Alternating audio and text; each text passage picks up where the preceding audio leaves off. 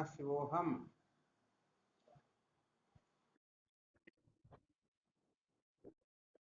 हाँ शिवोहम। क्या विषय चल रहा था अपना?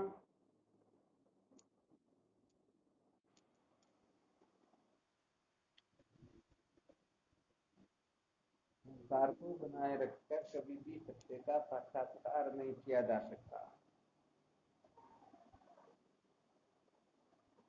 चलो इसी प्रसंग के अंतर्गत विचार चल रहा था प्रेक्षे लोकान कर्म चित्ता में। सबसे पहले परीक्षा करके देख लेना चाहिए कि कर्म से क्या प्राप्त होता है और ज्ञान से क्या प्राप्त होता है। तो यहाँ पर जब परीक्षा की जाएगी तो साधकों के हृदय में ये बात अच्छी तरह से बैठ जाएगी। तदेते क्रमचित्तो लोकस्येते एवं एवं पुण्य चित्तो लोकस्येते। जिस प्रकार से कर्म करके हम कोई वस्तु प्राप्त करते हैं तो वह समय पा करके नष्ट हो जाती हैं। इसी प्रकार से कर्म के द्वारा हम जिन जिन लोगों को प्राप्त करेंगे वो सारे के सारे लोग अनित्य होने से नष्ट हो जाएंगे। अतः कर्म रचित लोगों को प्राप्त करना ये उत्तम जिज्ञासु का, उत्तम साधकों का स्वभाव नहीं होता है। उत्तम जिज्ञासु तो केवल और केवल मात्र सत्य के साक्षात्कार के लिए ही पुरुषार्थ करते हैं और सत्य के साक्षात्कार के लिए संसार को बनाए रखने का आग्रह अच्छी तरह से उनके दिमाग से निकल जाया करता। आ गया समझ में?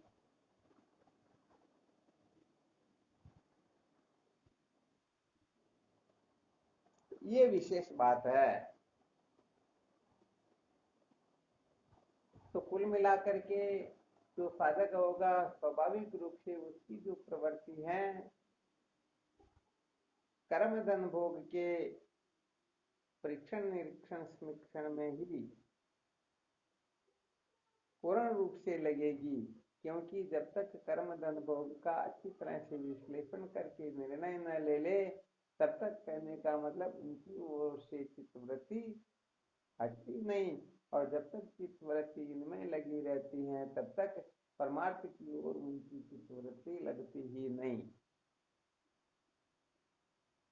इस तरह से समझ में।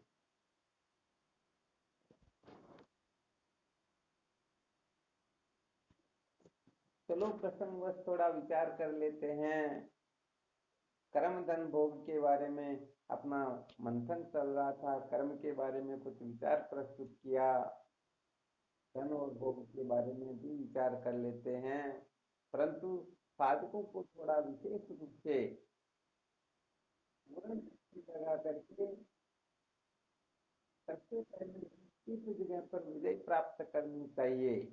देखो ध्यान देना, थोड़ी सूक्ष्म बात है, वैसे ज्यादा सूक्ष्म तो नहीं है, फिर भी कहने का मतलब यदि हम इस प्रकार से मंथन करेंगे तो निश्चित रूप से कहने का मतलब इनसे ऊपर उठ जाएंगे, इसमें संशय नहीं करना चाहिए।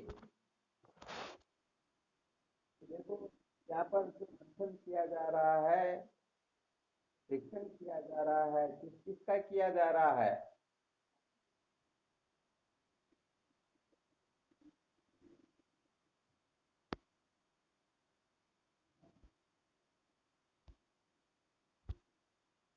आवाज आ रही है?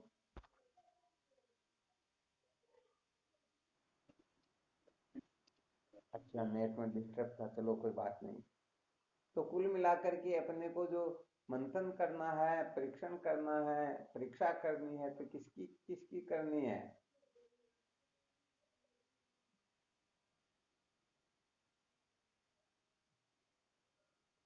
कर्म धन व भोग। क्या आवाज नहीं आ रही क्या? अरे तो अपना विषय यही चल रहा था, कर्म धन भोग। इसके सिवाय किसकी परीक्षा करनी? इसकी परीक्षा करेंगे तभी आगे की परीक्षाओं में बैठने के योग्य बनेंगे। और यहाँ पर फेल हो गए तो फिर आगे की कक्षाएं उनको पाने का सपना भले देखते रहो परंतु काम चलने वाला वास्तव में है नहीं। तो देखो यहाँ पर कर्म धन भोग की परीक्षा की चर्चा चल रही है, परंतु इन तीन में से सबसे पहले हम किसके बारे में मंथन करें ताकि दो बाकी अपने आप शांत होने लग जाए? आप में से कोई बता सकते हो क्या? कर्म धन व भोग, इन तीन में से किसकी अच्छी तरह से परीक्षा कर ली जाए तो बाकी दो जो बचे हुए हैं उनके लिए ज्यादा परिश्रम करने की आवश्यकता पड़ेगी नहीं। वैसे मंथन तो करना ही होगा, परंतु विशेष रूप से जीव मात्र जो है इस जगह पर अधिक अटके हुए रहते हैं।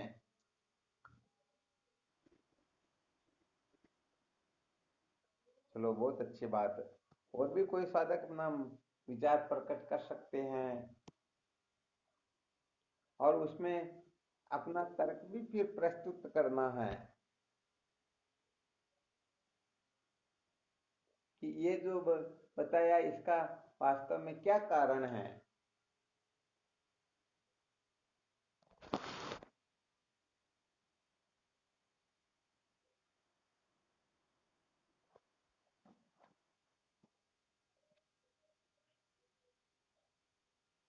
कोई बोलेंगे क्या? और कोई साधक?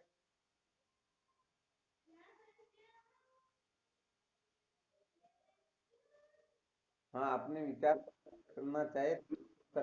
हाँ, क्यों, बोलो।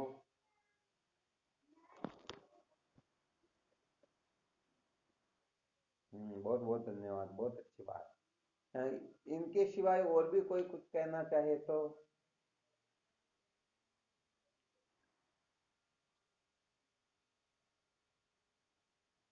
अच्छा, ये जो मंथन करवा रहे इसका एक तात्पर्य भी है। उत्तम साधक जो होता है ना, वह मास्टर चाबी की ओर ही ज्यादा ध्यान देता है। यदि मूल मंत्र पकड़ में आ जाए तो बाकी जो है उनका ज्यादा तो महत्व नहीं होता, वो तो समझो अपने आप ही पकड़ में आ गए। इसीलिए थोड़ा ये विषय प्रारंभ किया।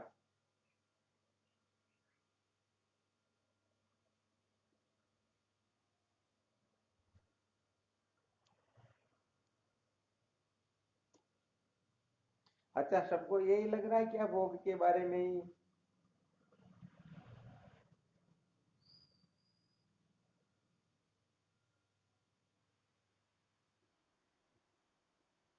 हाँ, शिवम बोलो।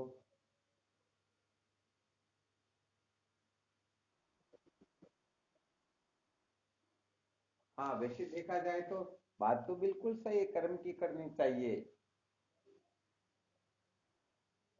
परंतु जैसे समझो कोई कर्म की परीक्षा कर लेता है तो फिर धन व भोग की अलग से परीक्षा करने की आवश्यकता होगी या नहीं होगी? अथवा कोई भोग की परीक्षा कर ले तो फिर कर्म धन की परीक्षा करनी होगी या नहीं?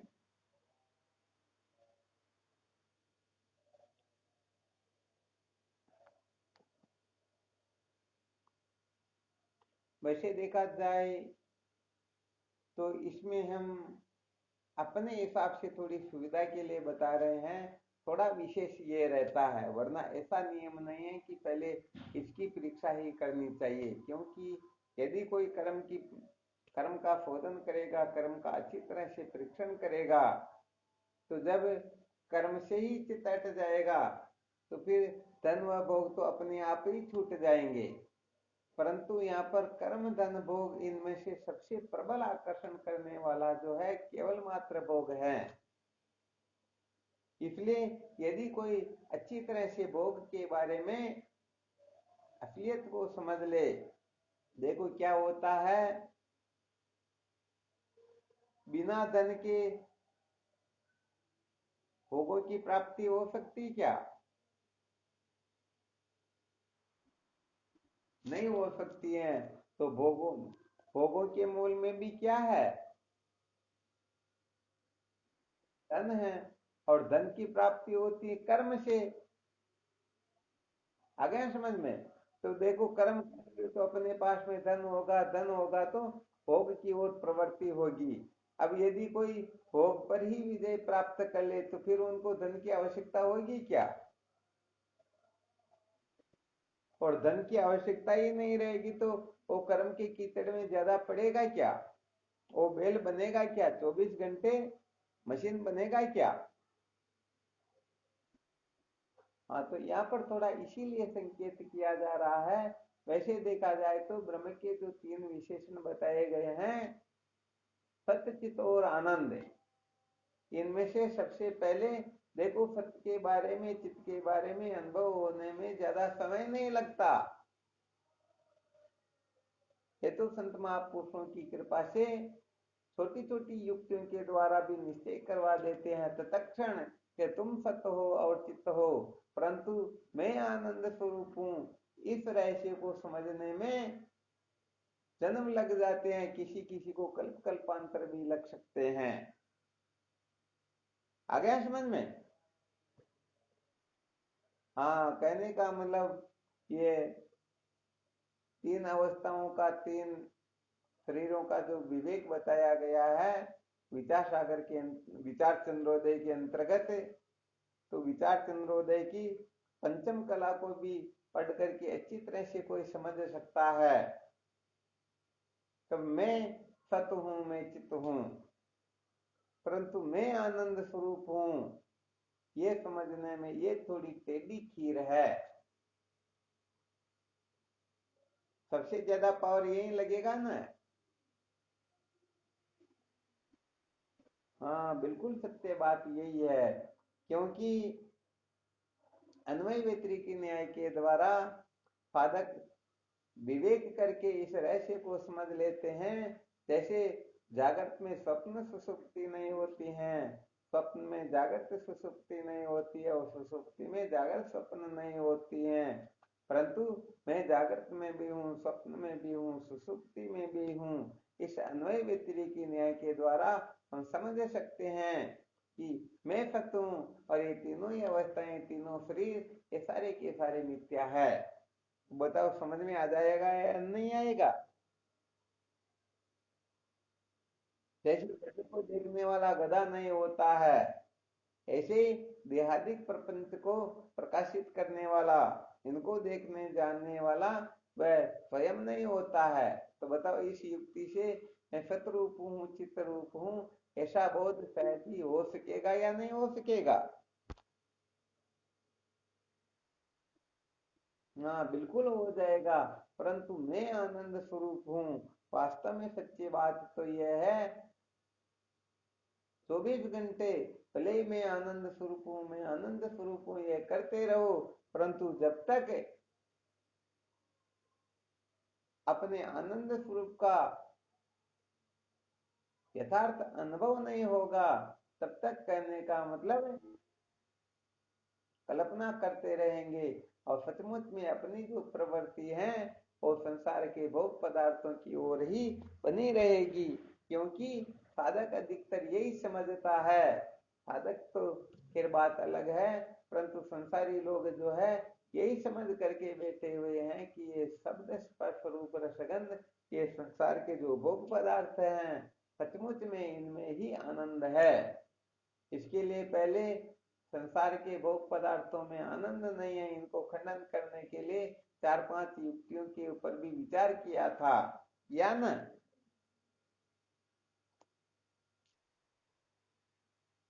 तो कुल मिलाकर के अनादि काल के ये जो भोगों के संस्कार है, ये संस्कार कहने का मतलब इस बात को स्वीकृत करने ही नहीं देते कि मैं आनंद स्वरूप हूँ। क्योंकि मैं आनंद स्वरूप हूँ तो फिर विषय भोगों से आनंद की प्रतीति कैसे होती है, ये सहज में ही शंका उदय हो जाएगी। हो जाएगी ना? और इसका फल क्या होगा? प्रवृत्ति फिर संसार के भोग पदार्थों की ओर ही होगी। ये भले ही वह निषिद्ध भोगों से बिल्कुल हट जाए, क्योंकि हो सकता है उनमें मानवता के लक्षण हो, साधकों के लक्षण हो, परंतु शब्द स्पर्श रूप रसगंध या संसार का कोई भी भोग, संसार की कोई भी वस्तु आनंद स्वरूप नहीं है, ये बात उनके समझ में आएगी नहीं। वह ये समझ जाएगा कि मुझे निषिद्ध कर्म नहीं करना है, भले काम कर्म नहीं करना है, काम्य कर्म नहीं करना है, परंतु बाकी के कर्म तो करेगा ना, बाकी के भोगों की ओर तो उसकी प्रवृत्ति बनी रहेगी ना।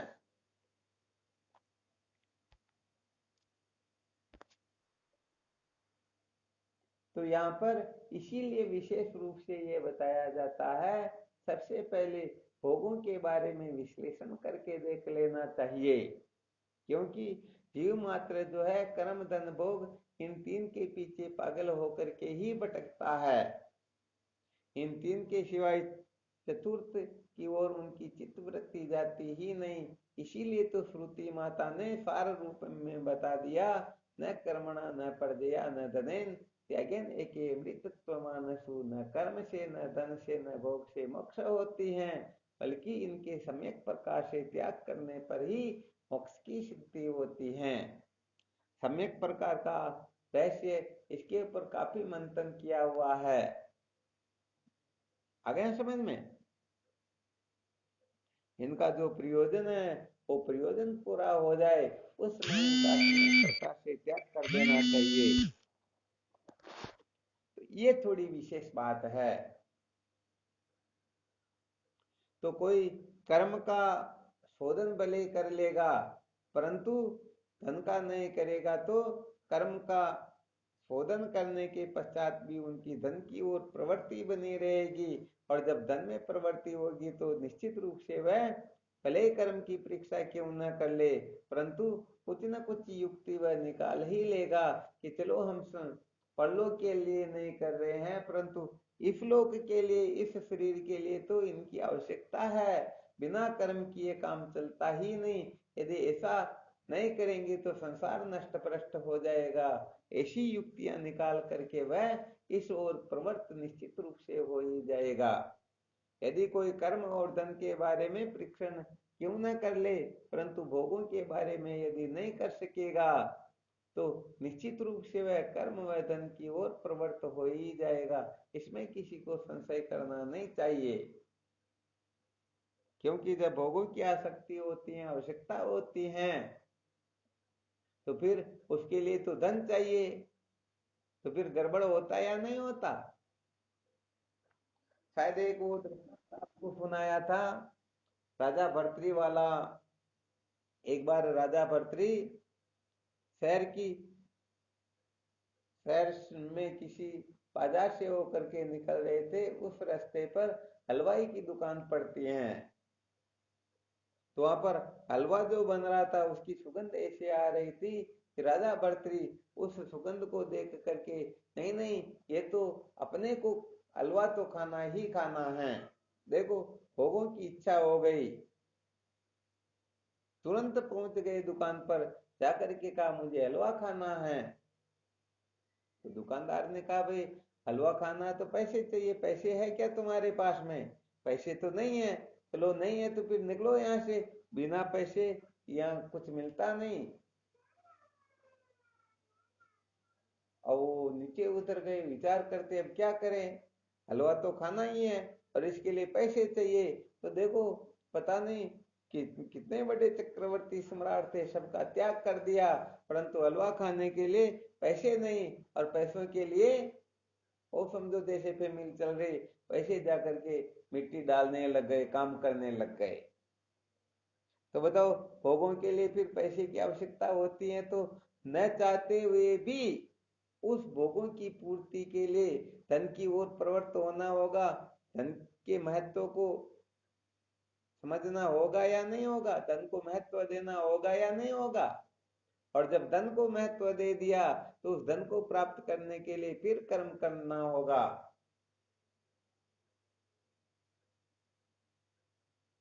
तो ये काम कर्म विद्या, इसी को तो संसार चक्र कहते हैं। तो कुल मिलाकर के संकेत ये करना चाहते हैं, यदि सचमुच में शब्द स्पर्श रूप रसगंध इन पंच विषयों पर अच्छी तरह से विवेक करके इनको दुख रूप न समझ लिया, इनसे ऊपर नहीं उठे, तो सच्ची बात है अनादिकाल से जीव जो भटक रहा है। देखो, भगवान शंकराचार्य जी महाराज एक जगह पर लिखते हैं, पंच ज्ञानेंद्रियों के जो 5 विषय हैं, इसी में जीवात्मा रमण करता है और इसमें आसक्ति ही बंधन का मुख्य कारण हुआ करता। और अष्टावक्र जी महाराज भी राजा जनक को जब उपदेश देना प्रारंभ करते हैं तब सबसे पहले यही कहते हैं, मुक्ति मिच्छसि चेता विषयान विस्वत्यज्य। हे जनक, यदि तू मुक्ति चाहता है तो विषयों को विष के समान जान करके त्याग दो। तो सबसे ज्यादा खतरनाक काम यह है या नहीं है? हाँ, कर्म करने की इच्छा सदा सर्वदा नहीं रह सकती है, धन की इच्छा भी सदा सर्वदा नहीं रह सकती है, परंतु भोगों की इच्छा जो है ये सदा सर्वदा बनी ही रहती हैं। इसलिए ये भोग सबसे ज्यादा खतरनाक होते हैं। तो भोगों के ऊपर विजय प्राप्त करने के लिए, भोगों का विवेक करके ऊपर उठने के लिए जो चेष्टा करते हैं, सच्ची बात यह है कि वो अंत में महात्मा हो जाते हैं। और जो भोगों पर विजय न प्राप्त करके भले ही सब कुछ विद्याएं क्यों न प्राप्त कर ले, परंतु अंत में वो नेता जरूर हो जाते हैं। आ गया समझ में? यहाँ पर नेता का अर्थ होता है बहिर्मुख होना और महात्मा का अर्थ होता है अंतर्मुख होना। तो जो बहिर्मुख होगा तो जैसे मृग तृष्णा का जल दिखाई देता है तो वह हरिण दौड़ता है दौड़ता है दौड़ता दौड़ता ही रहता है और ऐसे ही बेचारा मर जाता। ऐसे ही जो बहिर्मुख होता है वह आनंद के लिए भगता रहता है और भगते भगते बेचारा मर ही जाता है और अंतोगत्वा उसे आनंद की अनुभूति स्वप्न में भी नहीं होती। और महात्मा जो है अंतर्मुख हो जाते हैं। तो बताओ, अंतर्मुख होंगे तो कहाँ तक पहुंचेंगे? अरे स्थूल देह से ऊपर उठ करके, अन्नमय कोश से ऊपर उठ करके प्राणमय कोश, प्राणमय से मनोमय, मनोमय से विज्ञानमय, विज्ञानमय से आनंदमय और आनंदमय कोश का जो अधिष्ठान है वहां तक बोलो पहुंचेंगे या नहीं पहुंचेंगे? इन पंचकोश का मुख्यत्व निश्चय करके इनके अधिष्ठान स्वरूप आत्मा का यथार्थ बोध प्राप्त कर लेने पर, जिसके लिए सनकादिक ऋषि कहते हैं उमावे तत्व सुखम न अल्पे मस्ति सुखम, आत्मा आनंद स्वरूप है, ये अल्प जो है ये आनंद स्वरूप होते नहीं, ये दुख रूप ही होते हैं। तो बताओ, जो अंतर्मुख होगा सचमुच में वही आनंद स्वरूप का साक्षात्कार कर पाएंगे, अथवा जो बहिर्मुख हैं कौन कर पाएंगे? हाँ, जो अंतर्मुख होंगे, कहने का मतलब देह के भी भीतर प्रवेश करना होगा, इंद्रियों के भीतर प्रवेश करना होगा, प्राण के भीतर प्रवेश करना होगा, उसके भीतर मन है उसमें प्रवेश करना होगा, उसके भीतर बुद्धि उसमें प्रवेश करना होगा। और सबके अंतर्गत अंत में जो है वो आत्म तत्व होता है। जब वहां साधक अच्छी तरह से निश्चय कर लेता है, निष्ठा बना लेता है, उस तत्व को ठीक ठीक जानने वक्त जान लेता है, तो ये सारे के सारे अनात्मक प्रपंच जो है ये बाधित तो हो जाते हैं। और वास्तव में जब आत्मा आनंद स्वरूप है ऐसा निश्चय होता है तो फिर वृत्ति चाह करके भी फिर इधर उधर भटकती नहीं, इधर उधर फिर होती नहीं। आ गया समझ में? तो भाई असली बात तो ये है। अब इस रहस्य को यदि कोई छोड़ करके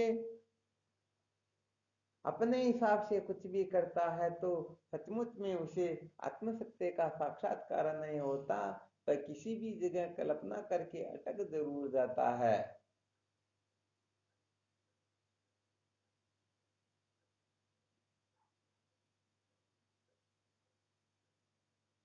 अच्छा, यहाँ किसी को किसी भी प्रकार का संशय हो तो भले शंका कर सकते हैं।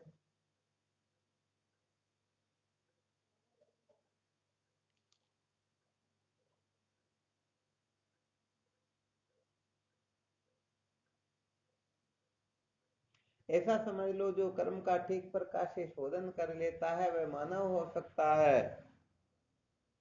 जो कर्म धन दोनों का शोधन कर लेता है वह साधक हो सकता है, और जो कर्म धन भोग इन तीनों का अच्छी तरह से शोधन कर ले वह जिज्ञासु हो सकता है।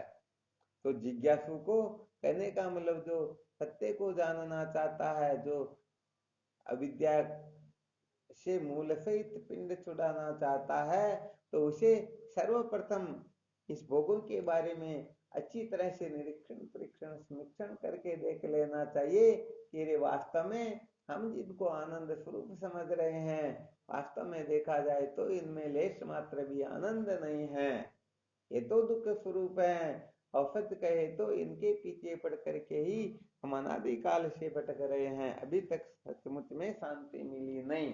इसका केवल और केवल मात्र यही कारण है, केवल और केवल मात्र विषयाशक्ति। और इसीलिए आगे चल करके विचार करेंगे, तब उस पर थोड़ा मंथन करेंगे। ज्ञान के जो प्रतिबंधक होते हैं उनमें सबसे पहला प्रतिबंधक ही विषयाशक्ति होता है। विषयों में आसक्ति होने से ही धन की गुलामी करनी होती है, और धन के लिए ही हमें हजारों प्रकार के अनर्थ करने होते हैं। अच्छे बुरे जो कुछ कर्म किए जाते हैं ये धन के चक्कर में पड़ करके ही होते हैं। तो मूल में तो ये भोगों में आसक्ति ही होती है। वैसे देखा जाए तो मूल में तो अपने आनंद स्वरूप का ज्ञान जो होता है, ये अपने आनंद स्वरूप का ज्ञान ही संसार के पदार्थों में आनंद रूपता की कल्पना करवा करके फिर मर्त तृष्णा के समान हम उनके पीछे पागल होकर के भटकते हैं, ऐसे ही जीवन निकल जाता है और हम जैसे जन्मे वैसे ही मर जाते हैं। इसलिए यहाँ पर अच्छी तरह से मंथन करो, खूब विचार करो कि वास्तव में यह भोग जो है आनंद स्वरूप है या नहीं। इसके लिए फिर अनेक अनेक प्रकार की योजनाएं बना करके इसके ऊपर मंथन अच्छी तरह से निरीक्षण परीक्षण समीक्षण करो। तो यदि भोगों के ऊपर विजय प्राप्त नहीं होती हो तो सबसे पहले भोगों का दो विभाग कर लो, निषिद्ध भोग और विहित भोग। अर्थात एक तो शास्त्र से विरुद्ध शब्द स्पर्श रूप रसगंध, और एक जो शास्त्र के अनुकूल शब्द स्पर्श रूप रसगंध। तो पूर्ण रूप से छुटकारा प्राप्त नहीं होता हो तो कोई दिक्कत की बात नहीं, क्योंकि देखो एक छोटा सा संकेत कर देते हैं, बांध कितना भी बड़ा क्यों न बनाया जाए, यदि उसके चद्दर नहीं लगाएंगे तो बताओ पानी बड़े से बड़े बांध को तोड़ देगा या नहीं तोड़ देगा? फोड़ देगा ना। और चद्दर लगा दी तो बाकी का जो फालतू पानी है वो वहां से निकल जाएगा, बांध सुरक्षित रह जाएगा। तो यहाँ पर कहने का मतलब इस सृष्टि में कोई कोई कहिए तात सो परम वैरागी तृण सम सिद्धि तीन गुण त्यागी। ऐसे ऐसे सूरवीर तो इस सृष्टि में कोई एक दो ही हो सकते हैं। तो कहने का मतलब ये साधारण जीवों के वश की बात नहीं। अरे साधारण तो क्या, देवता भी पागल होकर के भटकते हैं इनके लिए, तो साधारण जीवों की तो बात ही क्या है। तो कहने का मतलब भोग पर विजय प्राप्त करना, ये कहने का मतलब आ गया समझ में? हाँ, हर किसी के वश की बात नहीं, इसलिए फिर यहाँ पर थोड़ा रास्ता निकाला जाता है कि निषिद्ध भोगों का तो अच्छी तरह से त्याग कर ही देना चाहिए। जो निषिद्ध भोगों का त्याग कर देता है वह मानवता की कक्षा में क्या करता है, समझो प्रवेश प्राप्त कर चुका अथवा मानवता की कक्षा में उत्तीर्ण होने लग गया। और जब उन भोगों के बारे में, विहित भोगों को भी शास्त्रों की मर्यादा में रह करके वह भोगेगा तो समझो वह फिर साधक की कक्षा उत्तीर्ण हो चुका है। और जिस दिन विहित भोगों से भी वैराग्य होने लगे तो समझो उनके हृदय में तत्व की जिज्ञासा जागृत होने लग गई। वरना मत समझना कि सचमुच में अरे तत्व की जिज्ञासा तो बहुत दूर की बात, हम तो डायरेक्ट अपने को तत्व ज्ञानी समझ लेते हैं। तो ये बड़ा गड़बड़ घोटाला होता है। वास्तव में शास्त्रोक्त रीति से, तथा संप्रदाय की रीति से जिन्होंने सच्चित आनंद का विवेक करके अपने को द्वितीय ब्रह्म जाना, वही सचमुच में निहाल होते हैं, कृतार्थ होते हैं। बाकी तो ठीक है, जो चल रहा ठीक ही चल रहा है। तो कुल मिलाकर के जो निषिद्ध भोगों में आसक्त होते हैं उनको पामर पुरुष कहते हैं। जो निषिद्ध का त्याग करके विषय भोगों में आसक्त होते हैं वो साधक कहलाते हैं अथवा समझो मानव कहलाते हैं। और विहित भोगों में फिर थोड़ा ब्रेक लगे इस प्रकार की स्थिति जब उदय होने लग जाती है। कहने का मतलब विहित भोगों को भी शास्त्रों की मर्यादा में रह करके तो भोगने लगते हैं तो समझो फिर साधक कहलाते हैं। और विहित भोग से भी जब अपने को पूर्ण तृप्ति का अनुभव न करके अरे भाई ये भी सचमुच में परमानंद के हेतु नहीं है, इनसे भी परमानंद की प्राप्ति नहीं होती है, मुझे कुछ और करना चाहिए, इस प्रकार जब चित्त बेचैन होने लगता है तब समझो सचमुच में अब ये साधक अविद्या के बंधन से छूटने के लिए निकल चुका है। पढ़ना तो ठीक है, निषिद्ध भोगों का त्याग कर देना कोई बड़ी बात नहीं होती है। ऐसे देखा जाए तो ब्रह्मलोक तक के भोगों से भी किसी को वैराग्य क्यों न हो जाए, फिर भी बिना ब्रह्म विचार के सचमुच में वह कभी कृतार्थ नहीं हो सकता। परंतु यहाँ पर थोड़ा ये ध्यान रखना चाहिए, हम सोच ले कि नहीं नहीं ब्रह्मलोक तक के भोगों से वैराग्य होने पर भी कल्याण नहीं होता तो हम इनका त्याग ही कर देते हैं, क्यों इनके चक्कर में पड़े, अपने को तो जो भी मिल रहा मौज मस्ती करते रहो और हमें ब्रह्म साक्षात्कार हो जाएगा, तो ये स्वप्न भी कोई देख मत लेना। हाँ यहाँ पर ये गड़बड़ घोटाला, अरे जो ब्रह्म लोकों से के भोगों से विरक्त होकर के ब्रह्म विचार में पीछे रह जाता है तो वह भी कृतार्थ नहीं हो सकता, तो बाकी के लोग कैसे हो सकते हैं। तो कुल मिलाकर के यहाँ संकेत किया जाता है, तात्पर्य बताया जाता है कि सबसे पहले अपने को निषिद्ध भोगों से निषिद्ध आचरण से मुक्त कर लेना चाहिए। अपने जीवन में कहीं निषिद्ध आचरण तो नहीं है, यदि ऐसा है तो समझ लेना चाहिए जिज्ञासा तो बहुत दूर की बात, अभी तक साधक भी नहीं है, मानवता का सर्टिफिकेट भी अपने पास में है नहीं। इसलिए सबसे पहले पहले तुम मानव बनो 10 लक्षण लो धार, हंस बनो पुरुषार्थ करो साधन धारो चार। साधन धारो चार, गुरु की शरण में जाओ, ब्रह्मनिष्ठ ब्रह्म श्रोत्रिय गुरु को शीश झुकाओ, सर्व दुखन की निवृत्ति मुक्तानंद अपार, पहली तुम मानव बनो 10 लक्षण लो धार। आ गया समझ में। हाँ देखा जाए तो यहाँ पर बहुत सारे साधकों के शायद ये हृदय में अपने चित्त में थोड़ी बहुत चल सकती है कि अरे भाई ये ब्रह्म विद्या की बातें ना सुना करके ये विद्या विद्या की ही बातें क्यों बताते हैं। सच्ची बात कहें तो वास्तव में विद्या की निवृत्ति को ही परमात्मा की प्राप्ति कहते हैं, ध्यान देना अच्छी तरह से। तो ये गड़बड़ घोटाला सारा का सारा निकल जाए तो जो शेष रहेगा वही एवं मनस गोचर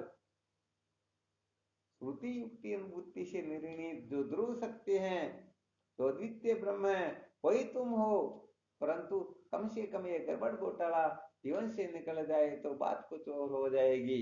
और यदि इस गड़बड़ घोटाले को बनाए रख करके फिर कल्पना करेंगे तो हम चारवाकी हो सकते हैं, विरोचन हो सकते हैं, सचमुच में संत नहीं हो सकते हैं, सचमुच में तो वेता नहीं हो सकते हैं, जीवन मुक्त नहीं हो सकते हैं, जीवन धन्य नहीं हो सकता है। इसलिए इस कचरे से ऊपर उठे बिना काम चलता बिल्कुल भी नहीं। इसलिए यहाँ पर बहुत अच्छी तरह से हम अपने को निरीक्षण परीक्षण समीक्षण कर लेना चाहिए कि क्या भोगों से हम अजर अमर हो सकते हैं या नहीं। कल फिर और चर्चा करेंगे, क्या हजारों वर्षों तक भोगों को भोग करके भी कोई अजर अमर हो सकते हैं या नहीं, तो इसके बारे में कल और तर्क सहित इसके ऊपर विश्लेषण करेंगे। अच्छा ये विषय तो अच्छी तरह से बुद्धि में बैठ गया ना। हाँ तो इनको अच्छी तरह से बैठा लेना, सचमुच में जीवन को धन्य बनाना है तो यही सत्य संप्रदाय की रीति है। सर्वप्रथम अच्छी तरह से जैसे श्रुति माता संत शास्त्र संकेत करते हैं उस उन्होंने साधनों का अवलंबन आश्रय लेकर के सर्वप्रथम मल दोष से छुटकारा प्राप्त करो, फिर विक्षेप दोष से, और उसके बाद में वेदांत विचार करो। सचमुच में आप इधर उधर 1% भी नहीं होगे। और यदि मल विक्षेप दोष की निवृत्ति नहीं हुई है तो सच्ची बात यह है आप अपने स्वार्थ के लिए श्रुति माता को अपनी वासना के अनुसार परिवर्तित कर दोगे।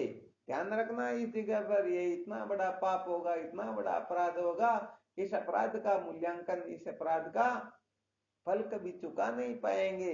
अरे अपनी वासना की पूर्ति के लिए यदि कोई श्रुति माता के वेद मंत्रों को अनुकूल कर लेता, देखो इस जगह ऐसा लिखा हुआ है, तो बताओ गड़बड़ हो जाता या नहीं हो जाता?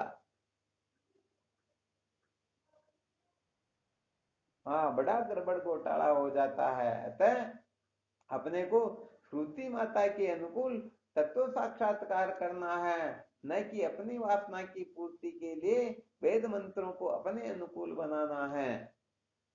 तो ये करना वास्तव में सचमुच में बड़ा गड़बड़ घोटाला होता है। वैसे देखा जाए तो संसार में प्राय वर्तमान में यही अधिक हो रहा है। 99% नहीं बल्कि 99.99% तो सर्वत्र यही हो रहा है कि अपनी वासना पूरी हो, इसके लिए वेद के मंत्रों को ले आएंगे, कह देंगे 18वें अध्याय के 17वें श्लोक में भगवान कृष्ण ऐसा कहते हैं, श्रुति माता ऐसा कहती है कि समस्त विश्व को मार दे फिर भी वो पाप से नहीं बंधता।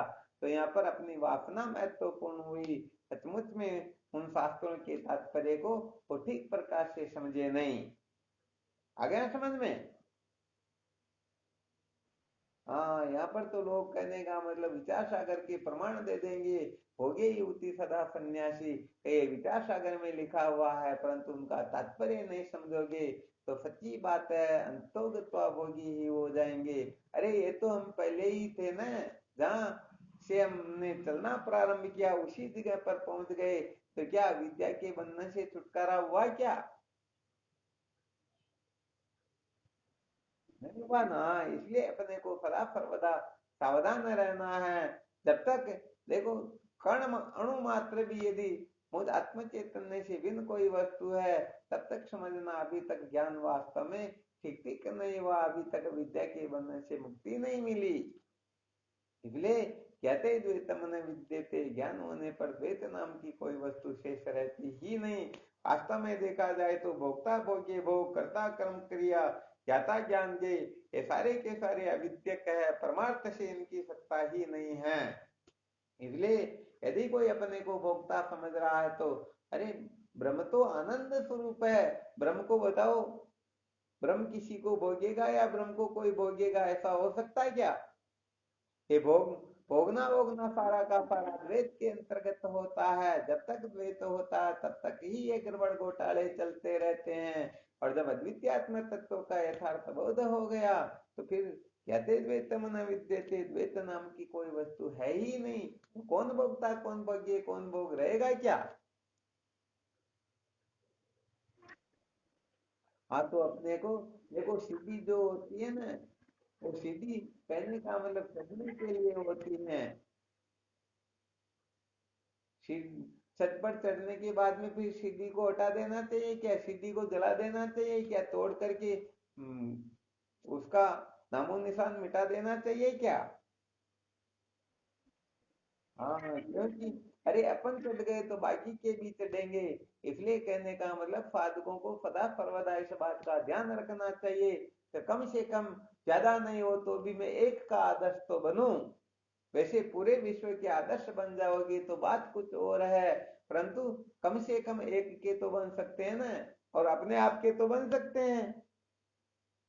और ये तभी संभव होगा जब हम सचमुच में विहित भोगों से भी विरक्त होने लगेंगे, या निश्चित भोग का तो स्वप्न भी नहीं देखना चाहिए। इसलिए चाहे शब्द हो, चाहे स्पर्श हो, रूप हो, रस हो, गंध हो, अरे कहां तक कहा जाए जागृत अवस्था में व्यवहित होने वाली 5 ज्ञान इंद्रिया, 5 कर्म इंद्रिया और 4 अंतःकरण, इन 14 इंद्रियों के जो विषय हैं, वो निषिद्ध तो बहुत दूर की बात, विहित विषय से भी जिनको वैराग्य होने लगे, समझो सचमुच में वह प्रस्थान कर चुका है, और वही वास्तव में किसी का आदर्श हो सकता है। वरना भरोसे मत रहना कि संसार में मेरी जय जयकार हो जाएगी। यहाँ तो किसी को माफ नहीं किया जाता, यहाँ पर तो कोई क्यों ना हो सबके बारे में हो जाती ना चर्चाएं।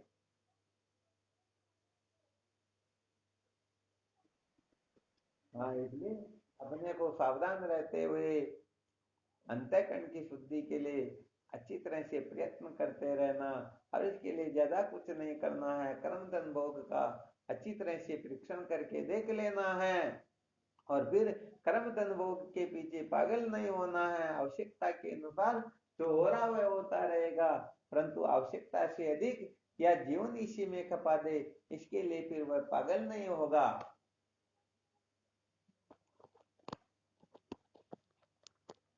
तो कर्म धन भोग का किस प्रकार से त्याग होता है, इसके बारे में आप अपने अनुभव से, क्योंकि जब आप स्वयं विचार करोगे तो कहने का मतलब आपका पुण्य आपके भीतर से ऐसी ऐसी युक्तियां निकाल देगा कि सचमुच में आप उनसे ऊपर उठ करके जीवन को धन्य बना लोगे।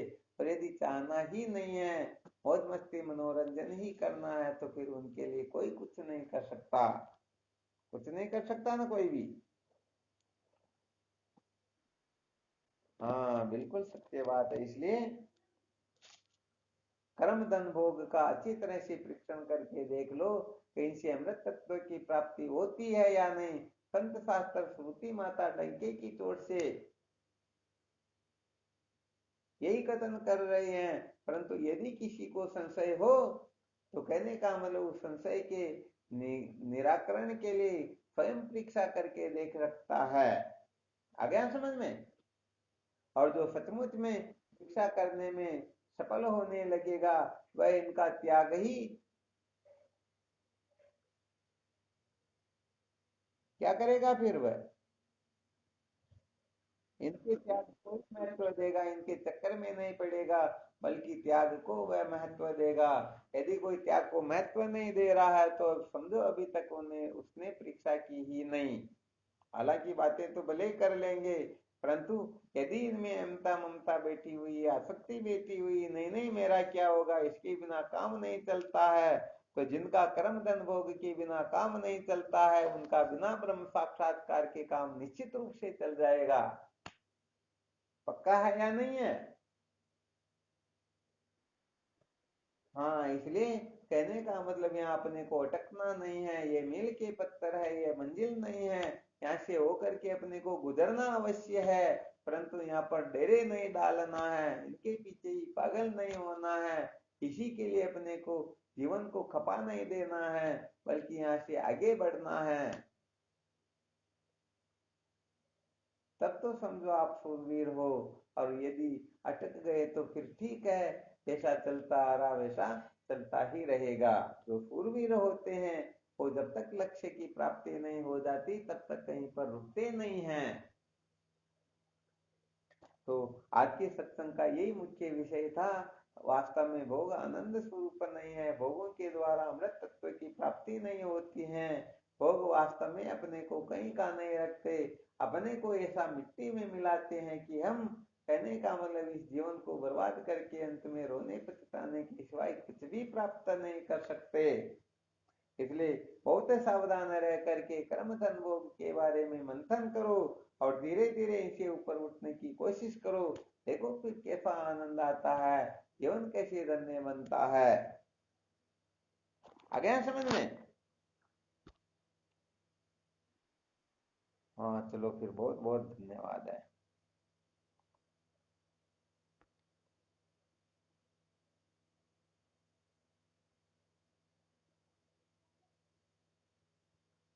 और कोई शंका हो तो देख लो।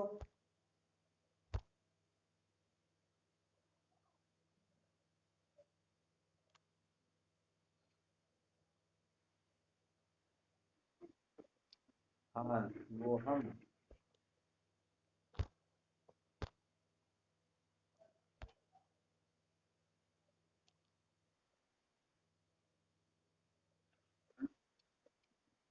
हाँ शिव हम नारायण हरि ओम। हाँ शिव हम।